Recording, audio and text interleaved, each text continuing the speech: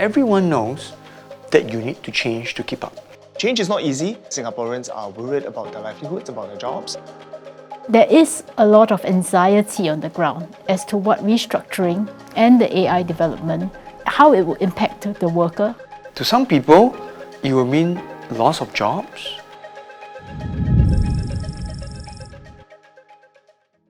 I guess the AI disruption basically will change the nature of work. You will see displacements of workers due to automation. It really impacts people, their livelihoods, their everyday jobs, and the fact that they have to put food on the table for their families. And it can be very worrying when they don't know what the time frame is, they don't know if they have the skills, they don't know what skills they need to acquire to do the job.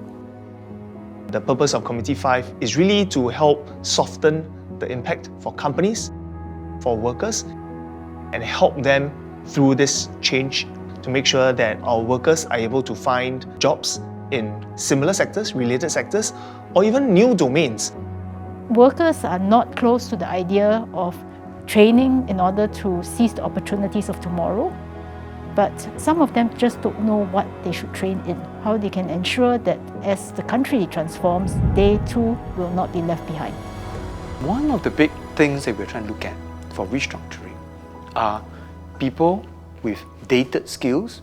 Building things like career bridges makes sense. You have 50-70% of the skills.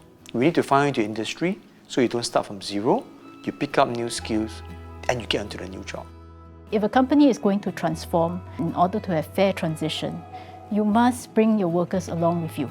We believe that if the workers and the unions have a place at the table to discuss transformation with the company, they're able to give very valuable insights. And with that, as the company transforms, the workers can then reap the benefits by talking about training, upskilling, and making sure that they too have good outcomes.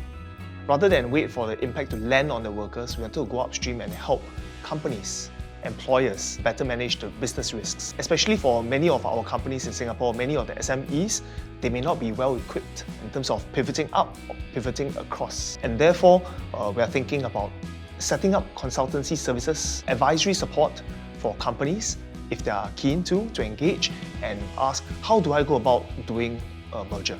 How do I go about consolidating? We have to manage this sensitively. It's not easy for business owners, executives to come out and say, look, we are failing. But you give them tools. Such an example like a self-assessment tools, whereby businesses, when you feel that you are having challenges, you can go in and you put in the parameters yourself, you know where you are. For everybody to have an opportunity to grow is important. Success for the country is not just about growth, but it's about creating jobs that embodies our values and our dignity. In order for you to maintain your success, you must continue to adapt. And to navigate these changes well, we want to make sure that we take care of our people, our workers, and help them to navigate the winds of change smoothly. You're going to be in the right space. Career bridges will take you there.